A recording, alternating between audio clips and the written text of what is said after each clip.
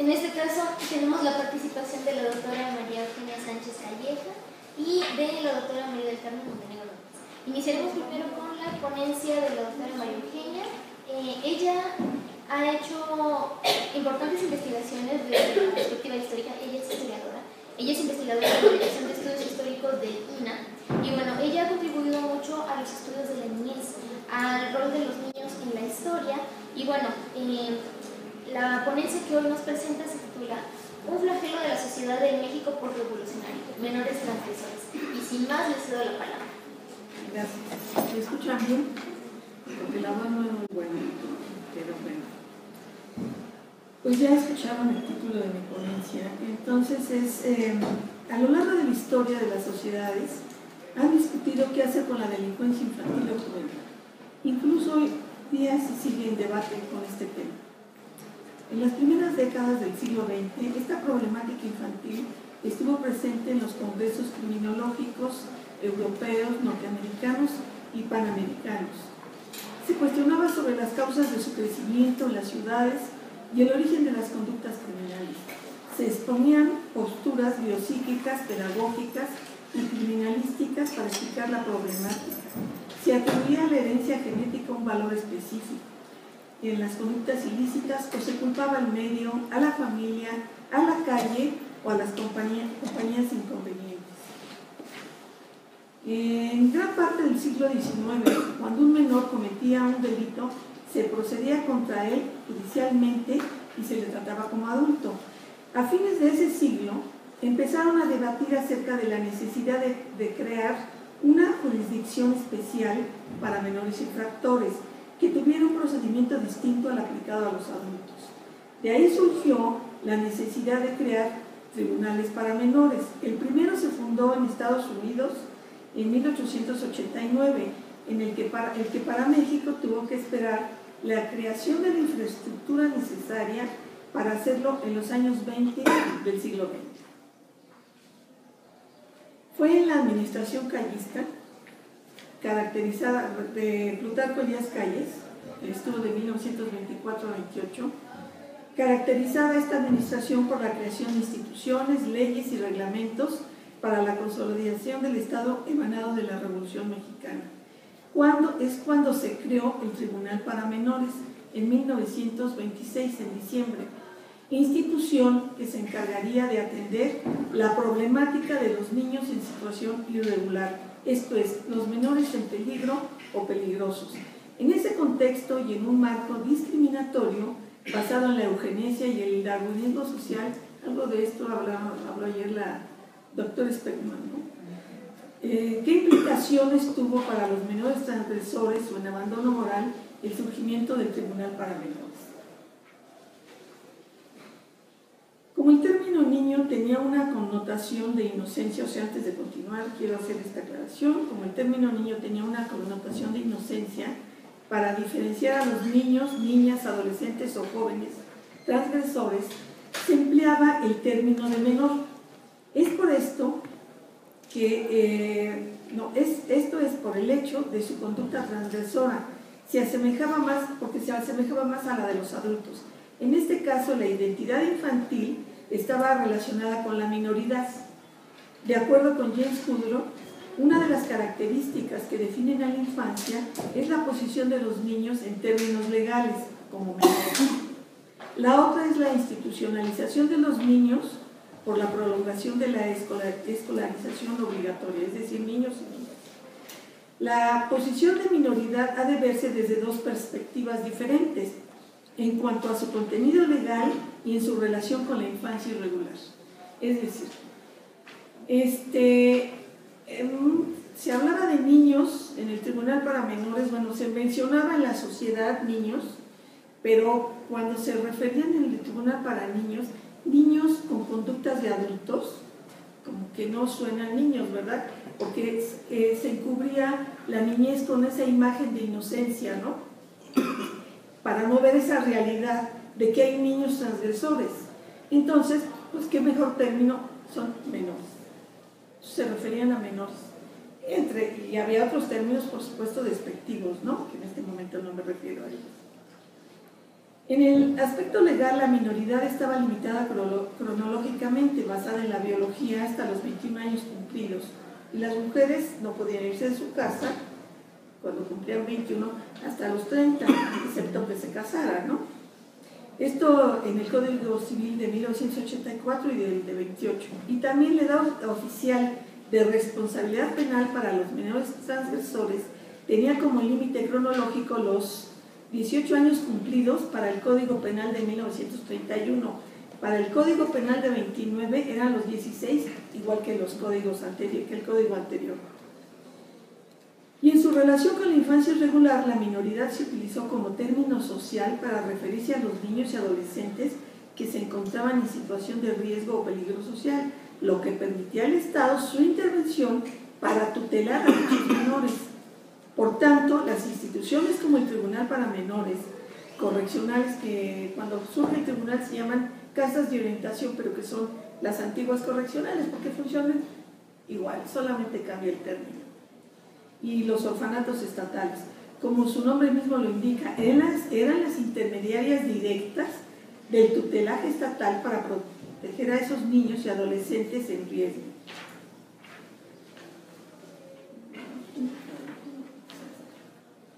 Bueno, jurisdicciones de menores. Años después de la creación del primer tribunal para menores en Estados Unidos y de haber acumulado a este país todo un conocimiento en el tema, se acordó expandir esta experiencia en el país. Así, en el Congreso Penitenciario de Washington de 1910 fue aprobada una jurisdicción especial, porque no estaba generalizado.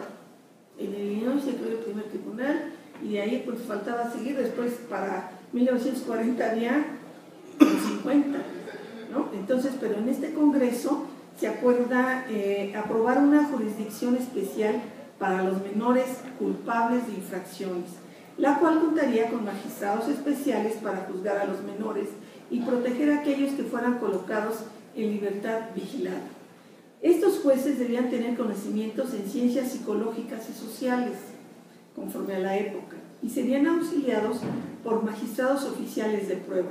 Los jueces de menores, dice Mariano Ruiz Funes, cito, deben comparecer en sesiones distintas de las dedicadas a los adultos.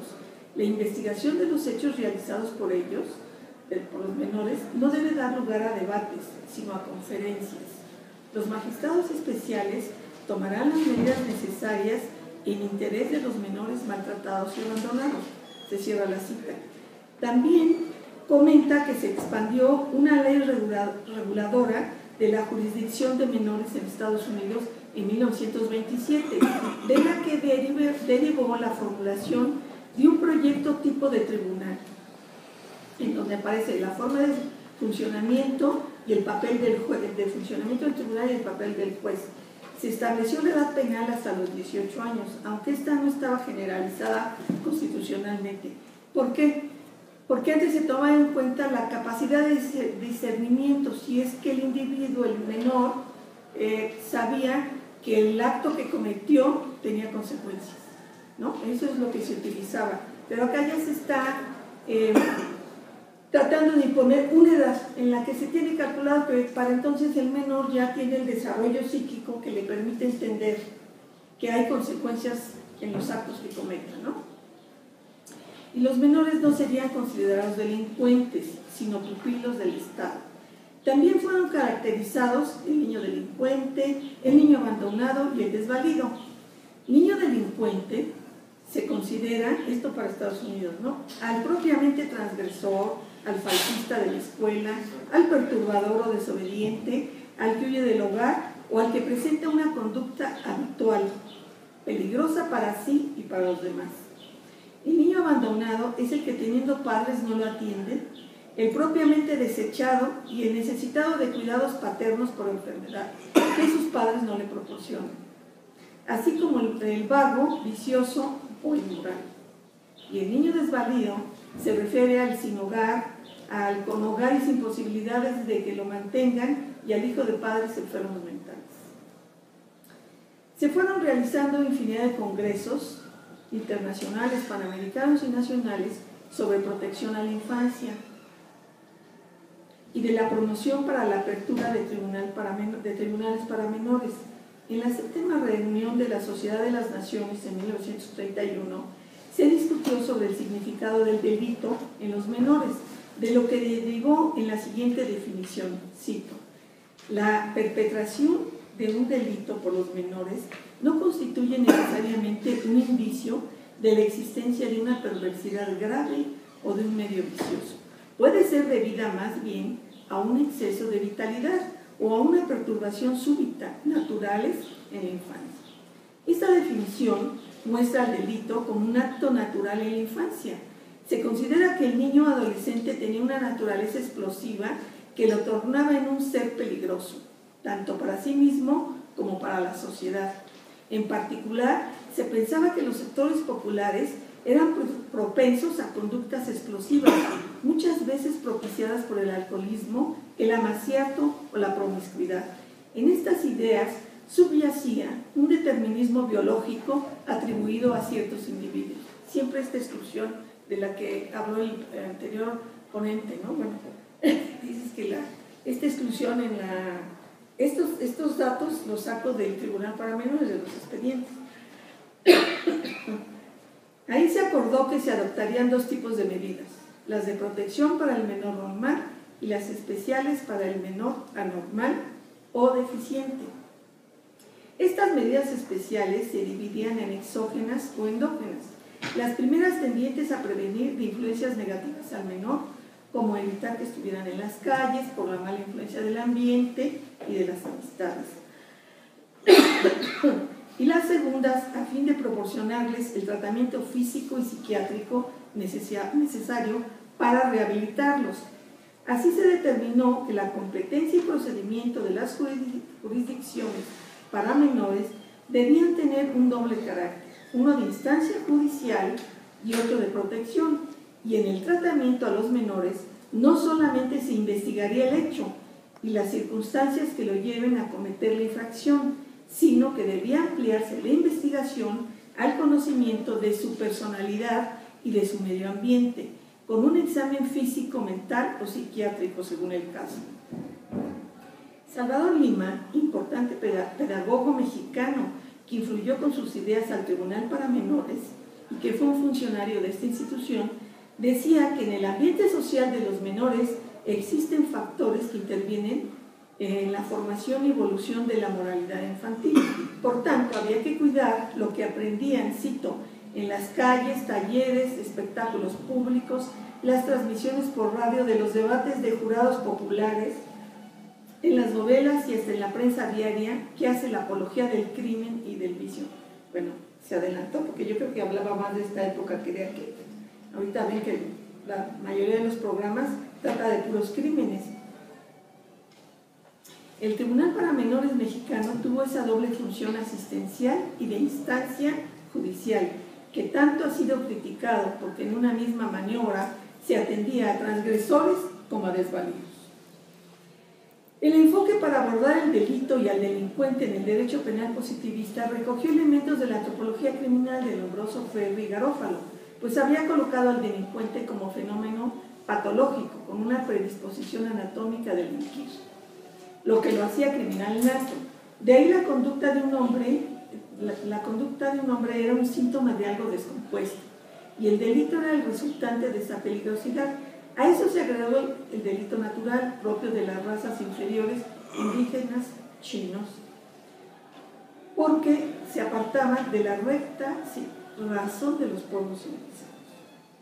El delito natural lesionaba los sentimientos de piedad y justicia, pilares de la civilización etnocentrista occidental. Y para rematar, algunos criminólogos italianos consideraban que las mujeres de los sectores bajos eran temibles e indignas de confianza. Esto es, la delincuencia femenina se juzgaba desde una condición de género y con una base estereotipada. Manuel Lardizábal y Pedro Rocafuerte, entre otros, fueron los precursores de la antropología criminal mexicana, con sus controvertidos estudios del atavismo y de los criminales natos. Para las primeras décadas del siglo XX, la visión lombrosiana de la antropología criminal había sido superada por la postura biopsíquica. Benigno Di Tullio, representante de la Escuela Francesa de Antropología Criminal, proponía conocer la personalidad antisocial del delincuente. Esta propuesta tuvo una amplia aceptación en algunos especialistas de la infancia, especialistas mexicanos de la infancia, entre otros. Estado de peligrosidad del menor. En el marco de la escuela positiva se combatió el delito con el principio de la defensa social, de la que derivó la protección social. Esa doctrina postulaba que la sociedad debía estar protegida de aquellos individuos que actuaran en contra del orden establecido. Así que todo individuo que infringiera la ley, también era como el de Giuliani, ¿no? Así que todo individuo que infringiera la ley tenía una responsabilidad social. La sanción, en consecuencia, debía asegurar tanto la defensa social como cumplir una función preventiva. Asimismo, no debía ser únicamente proporcional a la gravedad del delito, como en el derecho clásico, sino también a la peligrosidad del delincuente, por lo que se emplearía el encierro durante un tiempo indeterminado en razón de la regeneración o readaptación de éste a la vida social. O sea, se podía quedar el resto de su vida ahí. Según los diagnósticos de los especialistas del Tribunal para Menores, los estudios psicológicos de los menores revelaban el nivel de peligrosidad. Esto importaba más que el delito en sí mismo. Se argumentaba que con un tratamiento especial en el encierro se rehabilitaría al individuo. En la exposición de motivos del Código Penal de 29, en el que principal que participó en su redacción fue José Almaraz, se indicaba que con un tratamiento educativo adecuado a los menores transgresores se podía, cito, transformarlos orgánicamente y hacerlos aptos para la vida social. ¿Qué implicaciones tuvo esto en los delincuentes? No, pero eso no lo voy a leer, porque si no me da tiempo. En estos y otros principios se sustentaron los objetivos generales del Tribunal para Menores en México. Esto es, como la sociedad debía estar protegida de los delincuentes en potencia y de los delincuentes de hecho. Se detenían niños y adolescentes vagos, indigentes, cuya conducta mostrara ser un peligro social o estar en peligro social. La transgresión del delito se veía desde una perspectiva racial, de género, de clase social y de edad. Los especialistas del tribunal estudiaban la personalidad de los detenidos, hombres y mujeres, y determinaban el grado bajo, medio o alto de peligrosidad, el cual también dependía de su desarrollo mental. Esto es también, el desarrollo mental se determinaba de 96 para abajo, empezaba una debilidad mental y entonces eso influía en su conducta transgresora. Esto es, la edad cronológica debía empatar con la edad mental. De lo contrario, había una deficiencia en su desarrollo. En el caso de las menores en específico, las que ejercían la prostitución, eran juzgadas moralmente, de manera estereotipada y desde una condición de género. Así se les miraba como perversas y por ejercer este comercio de manera clandestina, porque no tenían un control sanitario, eran un peligro social y racial. En ella se consideraba que su vulnerabilidad venía más por anomalías en su personalidad y familiares que por su edad. Nada más quiero hacer una aclaración rápida. En esa época, cuando la llegada de Maximiliano a México trajo el primer reglamento para controlar a las mujeres públicas, las meretrices, a las prostitutas. Entonces, para el periodo que yo estudio, para 1926 en adelante hasta 40, existían las zonas de tolerancia o zonas rojas, en donde estaban las meretrices, pero porque había casas de prostitución, casas de asignación, casas de citas, hoteles registrados y accesorios. Entonces, había todo un reglamento para poder ejercer la prostitución, para todos. Y había un control de las mujeres, un control sanitario y un control que también ejercía la policía urbana para la moral, ¿no? Entonces, una mujer tenía que registrarse, si quería ejercer la prostitución, tenía que registrarse como pública en una inspección sanitaria perteneciente al Departamento de Salubridad, no era secretaría todavía. Entonces, esa mujer se tenía que registrar como pública, le tomaban fotos, la anotaban y le daban su tarjeta de sanidad, ¿no? O libreto, que es el nombre que se usaba. Y entonces eso significaba que tenían que ir periódicamente a la inspección de sanidad a que les revisara el médico para ver que no tuvieran una enfermedad venérea, que no tuvieran una enfermedad venérea como la sífilis y contaminaran a la clientela. Entonces, toda aquella mujer que no se registraba como pública ejercía la prostitución de manera clandestina. Ejercer la prostitución no era un delito, pero ejercerla de manera clandestina sí. Y ser agente de contagio también era un delito y estaba estipulado. Entonces, una menor tenía prohibido inscribirse como mujer pública y ejercer la prostitución. Pero, como de todas maneras, la situación económica del país, la crisis que había, gente que venía de provincia a colocarse en esta ciudad, no alcanzaban los empleos, el servicio doméstico pagaba una miseria, pues entonces, algunas por influencia de proxenetas, de los novios, de la propia familia que también prostituye, en fin, no me quiero ampliar mucho en eso, caían en esto, ¿no? En estas redes de prostitución. Entonces, por eso aquí cuando hablo de ellas, como las están viendo, no las veían como unas mujeres que eran explotadas, porque eran menores de 11 a 18 años, las que más había de 14. Recuerden que las jóvenes de ahora de 14 están más desarrolladas que las de aquella época. Eran más chiquitas, más finitas, se veían más niñas. Bueno, se acaba esto. Así vemos que se encerraba la niña violada en la correccional y al violador pronto se le dejaba en libertad. Del total de expedientes de mujeres, 602, de mujeres detenidas por diversas causas, solamente 8 casos eran por violación. Al realizar otros expedientes, bueno, pero quiero decir el año de 1927 a 1940. Al realizar otros expedientes que no se referían a este asunto, nos encontramos que había muchas más violaciones al interior de la familia, pero que no eran denunciadas. El Código Penal de 1931 conservó la teoría de la peligrosidad, solamente cambió de nombre a temibilidad. En este estatuto se dejó a los menores por primera vez o inimputables al margen de la función penal represiva y los dejó sujetos a una política tutelaria educativa. La edad penal se estableció a los 18 años. El inimputable no es culpable toda vez que carece de capacidad de comprender la ilicitud de su conducta o de conducirse conforme a esa comprensión. La finalidad de la medida de seguridad con ellos es exclusivamente preventiva, evitar nuevas conductas dañosas del inimputable. Solo a partir de 18 años se podía ser sujeto activo de delito. De esta manera, dicho código dejó en mayor libertad al tribunal para proceder contra los menores. Tengo todavía tiempo. Es importante destacar que en el artículo 14 de la Constitución del 17 a la letra dice, cito, nadie podrá ser privado de su libertad o de sus propiedades, sino mediante juicio seguido ante los tribunales. Y estos menores quedaban en una total indefensión para estar encerrados. Y con el artículo 18, la Federación y los gobiernos de los estados establecerán instituciones especiales para el tratamiento de los menores infractores. Con el artículo 21, la imposición de las penas es de exclusividad de la autoridad judicial.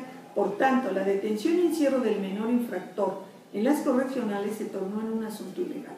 Desde luego se le daba la vuelta a este aspecto, aduciendo que el tribunal no sentenciaba, puesto que solo emitía resoluciones, pero esas resoluciones tenían que ver con la libertad del menor.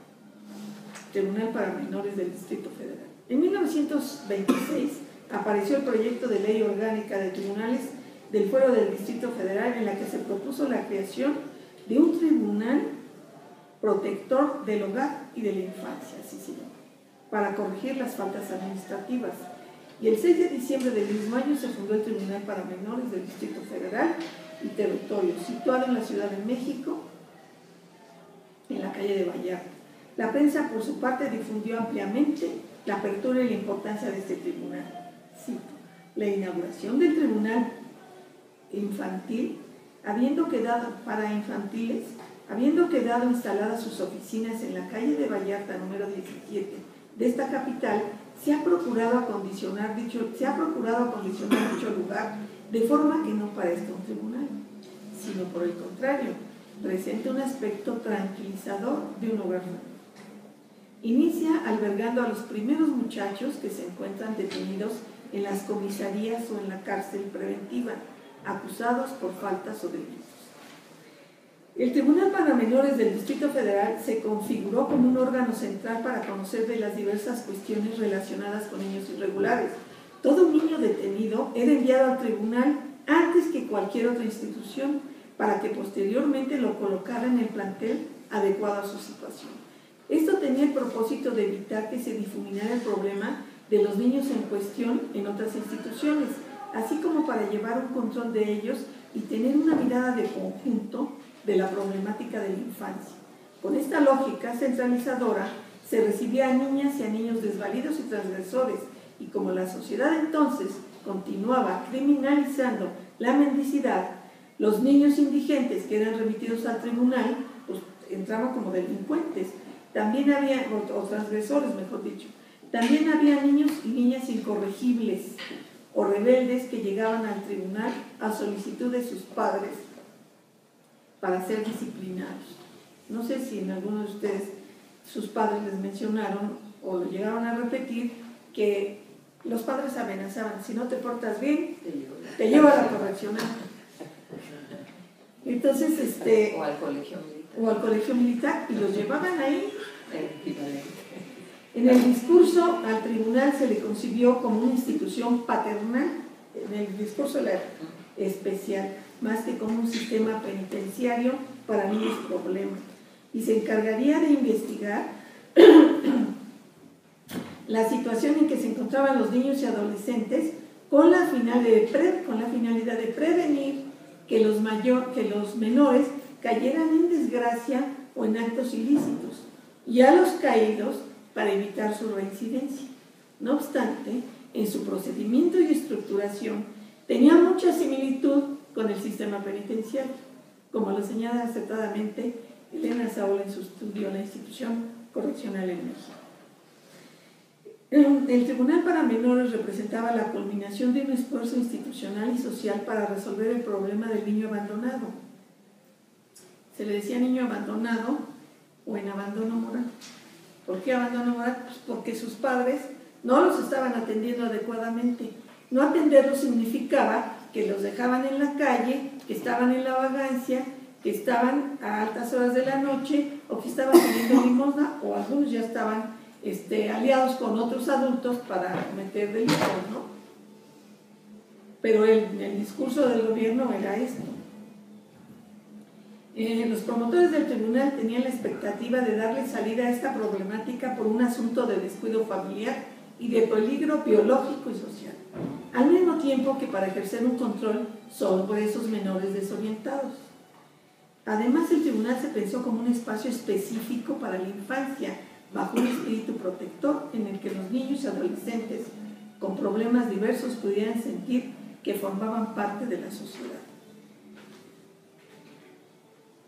Y había sí un interés de educarlos, lo que ahorita no importa que niños estén en la calle, por cierto, ese es el problema.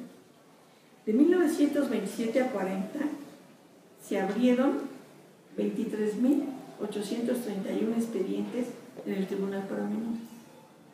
Entre estos expedientes había dobles expedientes en los casos de los reincidentes, porque además los jóvenes se cambiaban, o los niños, el nombre, ¿no? Decían un nombre o decían otro, cambiaban los apellidos o por el apodo.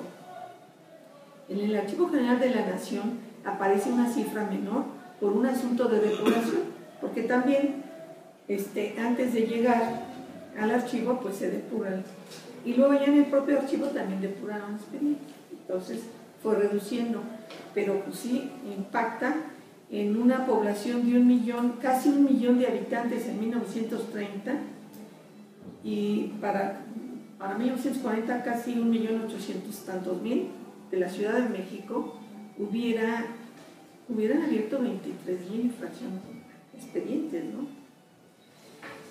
Bueno, de este total de expedientes, solamente 602 eran de mujeres, el resto de varones. Y de este total había transgresores, indigentes, indisciplinados, detenidos por error, etc. Se indicaba un tipo de delito con una variedad de sinónimos, se caracterizaba por su heterogeneidad para referirse a ellos. En algunos casos de delitos contra la propiedad y en complicidad con adultos, aumentaba la severidad del castigo para los menores en relación con los mayores de 18 años. Los 21 años cumplidos era la edad adulta, ¿no? Jurídicamente. Pero la edad penal terminaba, ya les dije, en el código de 29 a los 16, en el del 31 a los 18. ¿Qué pasa entre 18 y 21 años? Están como en el limbo. Por cierto, ya no existe el limbo, según el Vaticano. Están ahí. ¿Qué pasó? Pues eran tratados como adultos, ¿no? Pero eso sí, no podían testar, no podían ser testigos, no tenían derecho a ejercer sus bienes si los tenían, no se podían casar sin permiso. O sea, había una cosa media rara, ¿no?, con estos menores. En cuanto a las mujeres, la severidad estaba vinculada con la moral. A las que ejercían el comercio sexual se les castigaba más que a las que robaban. Solamente hubo un caso de homicidio perpetrado por una menor a la que se le vio con conmiseración porque no se pervirtió cuando él abandonó el novio al que después se llevó a la acción. Esta mujer primero viene de provincia a la Ciudad de México con este hombre que le enamora, después de un tiempo la deja y la deja en la calle, ella no sabe trabajar, no tiene de qué vivir y empieza a dormir en las calles, en los quicios de las puertas de las iglesias sobre todo, a pedir limosna, y entonces la tienen unos policías, la patean y la tratan de prostituta, ¿no? Ya se la llevan, la detienen y ya llega hasta el tribunal para menores. Y ahí es donde se investiga qué pasó con ella y resulta que no se prostituyó, entonces por eso se tuvo cierta conmiseración con ella, ¿no? La mayoría de los menores detenidos en el tribunal para menores eran analfabetas, provenían de familias y hogares desorganizados, así los mencionaba Salvador Lema. Sus padres vivían en Amaciato por un tiempo, eso es lo desorganizado. En Amaciato por un tiempo, cambiaban de pareja regularmente por abandono de las madres y de los hijos. Las mujeres procreaban hijos de diferentes padres. El maltrato y la violencia en los integrantes de la familia era el común, el alcoholismo, el incesto, las enfermedades y la pobreza formaban parte de su vida cotidiana. Los menores se fugaban de su hogar o eran expulsados por los padres o padrastros. En las observaciones de los interrogadores del Tribunal para Menores se tomaba en cuenta la presentación de la menor en cuanto a su aseo personal. Se buscaba detectar la veracidad de su relato, la coherencia de lo relatado, las imprecisiones, la vaguedad de los datos sin fechas o nombres o direcciones falsas, las contradicciones, el uso de las mentiras como un recurso para no parecer culpable, ocultando datos que pudieran perjudicar sus declaraciones. Se detectaba que las y los declarantes resaltaban aquellos aspectos que los hacían aparecer como víctimas de las circunstancias. Los relatos de los declarantes por las mentiras, contradicciones e imprecisiones, más que hacerlos aparecer como víctimas, la mayoría de las veces daban la imagen contraria a sus interrogadores. A continuación mostramos el caso de una menor en situación de prostitución, a la que llamaremos con un nombre ficticio. Se supone que no hay que dar los nombres, ¿no? Entonces le vamos a decir Lucila. Expediente 11-323, nombre Lucila, edad 15 años, escolaridad tercer año de primaria, originaria de Mixtequilla, Veracruz, delito prostitución clandestina, procedencia campaña contra las enfermedades venéreas, inspección de sanidad, Hospital Morelos, 26 de noviembre de 1935. En la campaña contra las enfermedades venéreas, que es en 1928 y toda la década de los 30, se empieza a perseguir a las prostitutas clandestinas y las casas de prostitución que cumplieran con los requisitos sanitarios del reglamento. Las mujeres que encontraban con enfermedades venéreas se mandaban al Hospital Morelos, ese que se encargaba de esto. Por eso ya tiene que fue detenida por la campaña, llevada a la inspección y luego al Hospital Morelos. Ingresos anteriores, ninguno. Datos familiares. Hija legítima de Guillermo Socia y Concepción Salazar, originarios de Cuernavaca, Morelos. La madre murió de pulmonía hace 3 años. Su hermana María, de 22 años, vive en Amaciato con un hombre. Tienen una fábrica de licores ubicada en la Colonia Obrera, en la calle del León, Migama, número. La casa es propia, su situación económica es desahogada. Otra menor, Rosa, de 12 años, la hermana, va a la escuela. Angelina, de 10, vivió con una amiga como hija adoptiva y ahora ya está con la familia. Y Consuelo, de 6 años. Escuela. Se iba de pinta al Parque Balbuena o Chapultepec con sus compañeros. Se fue de la casa con otra tía, pero también se salió de allí. Se fue a una casa de citas en Soto, 243. Duró 3 días porque no quiso sujetarse a la matrona, así se le llamaba, a las condiciones que exigía la mujer que regentaba la casa, era la matrona. Y así se dedicó a la prostitución por su cuenta. Estuvo 3 meses en el Hospital Morelos. Le pidió a su tía que la llevara porque se sentía mal y de allí pasó al tribunal. Se sentía mal, seguramente tenía una fuerte enfermedad venérea. Diversiones, cine, carpas, eran las carpas del teatro antes, Parque Balbuena, que iba ahí al parque, y al de Chapultepec, a donde iba a pasear con sus amigos. Fue desflorada por su novio, después se iba con quien se lo pedía. Fíjense la tendencia en los que están escribiendo esto, ¿no? Fue desflorada por su novio, después se iba con quien se lo pedía y ganaba unos 50 a 3 pesos diarios. No dice cuántos hombres, ¿no? Por cuántos hombres. Se iba a los hoteles a pasar la noche con ellos. La hermana pide que sea internada en algún establecimiento educativo. ¿Por qué la hermana lo pide? Porque luego van las trabajadoras sociales a investigar la familia y decirle: aquí tiene usted un problema, le vamos a regresar a su criatura. ¿Qué? No, que sea internada. No la queremos. Esta pesa 45 kilogramos. Esta cista es de las altas, estatura 1,50. Enfermedades: tuvo tifo, paludismo y una hernia desde chiquita. Al morir la madre vivió con su hermana, la madre de esta joven, pero el mal carácter del esposo de esta, Amancio, su Amancio, es incompatible con el de la menor. Unas amigas le iniciaron en estas malsanas prácticas. Diagnóstico: es anormal. Pronóstico: medianamente educable. Tratamiento: recluirla en el reformatorio. El 2 de junio, ya que la mandaron ahí, el 35, el 2 de junio, se fugó con otra menor. Conclusión: la creación del Tribunal para Menores formó parte de una serie de reflexiones sobre la problemática infantil, en donde estaba el asunto de la herencia degenerada por alcoholismo o sífilis paternos o prostitución maternos, y la pretendida regeneración física y moral de ese subgrupo social por medio de una profilaxis y la eugenesia y de higiene mental, así por la educación y el trabajo, y así como por la educación y el trabajo manual. Era la institución por la que tanto pugnaron sus impulsores en el Congreso Mexicano del Niño en 1921. Fue dotada de un equipo de especialistas en diversas ramas científicas para el estudio del menor irregular y abandonado. Para entonces el Estado había asumido las funciones de educación pública y la tutela de los menores en abandono moral, lo que permitió a la administración callista concretar el proyecto de protección del niño en situación de riesgo y de paso institucionalizar una política represiva de la niñez abandonada en el marco del restablecimiento del orden social.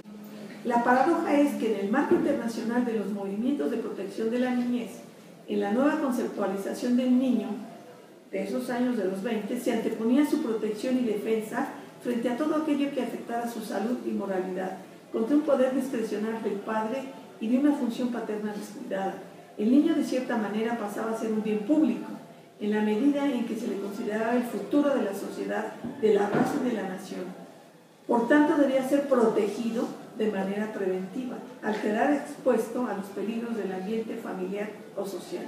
Igualmente se planteaba que había que protegerlo de sí mismo, si llevaba una vida desviada, de la explotación laboral y de ocupaciones inmorales, y si quedaba sometido a un juicio, impedir a la prensa la difusión de su caso para no exponerlo al rechazo social. De esta manera, el abandono, la peligrosidad y la normalidad de los niños pasó a ser un asunto de implicaciones sociales y a integrar un área de acción pública, en la que ejercían su influencia instituciones tales como las escuelas especiales, reformatorios e internados de beneficencia, en las clínicas de higiene infantil y el Tribunal para Menores y su casa de observación. En los gobiernos posrevolucionarios, la educación jugó un papel como instrumento de unificación y de consolidación de la ideología del Estado, y el tribunal desempeñó una función fundamental en la vinculación del niño con el mundo público. Sí.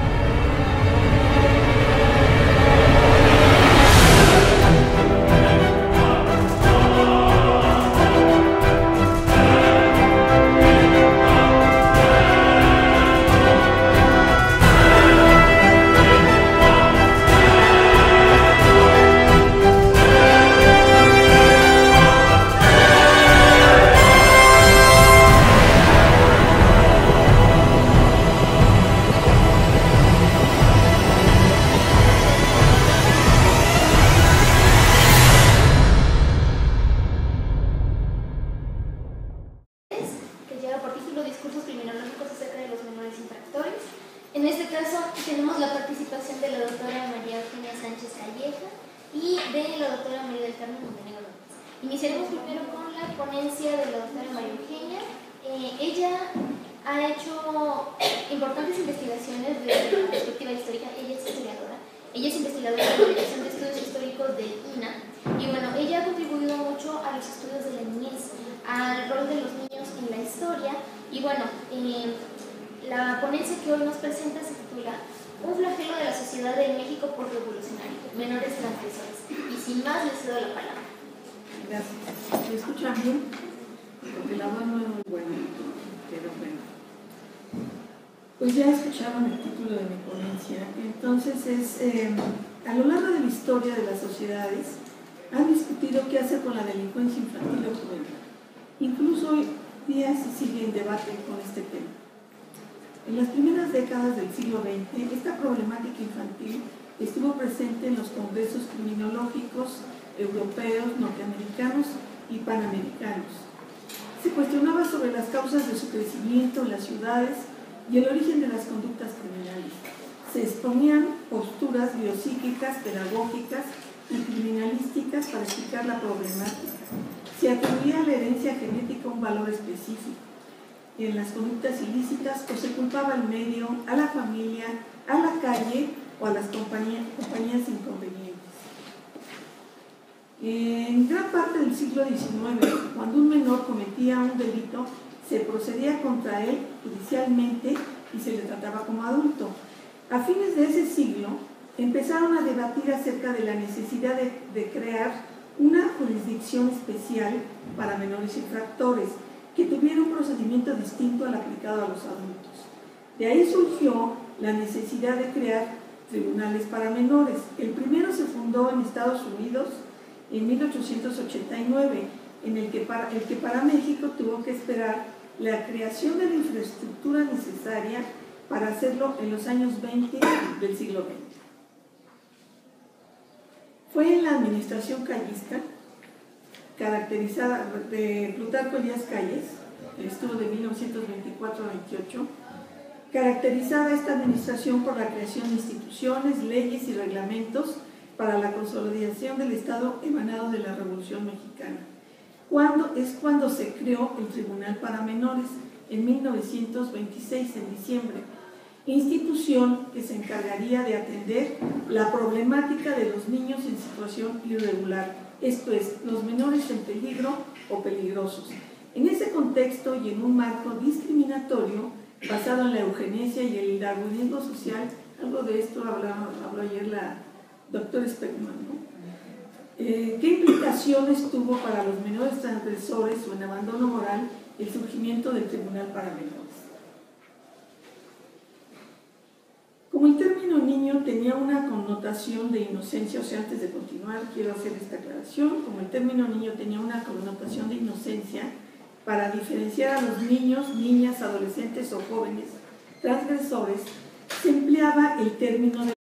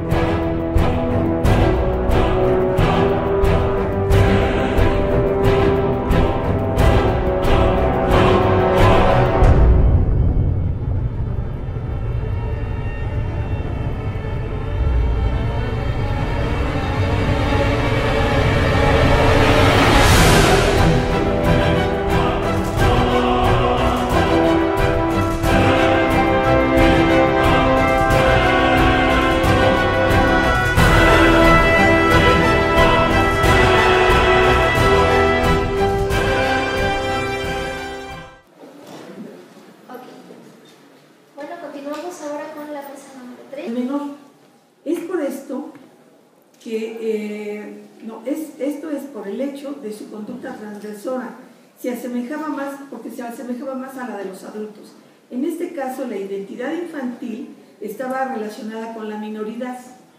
De acuerdo con James Kudrow, una de las características que definen a la infancia es la posición de los niños en términos legales, como menores. La otra es la institucionalización de los niños por la prolongación de la escolarización obligatoria, es decir, niños y niñas.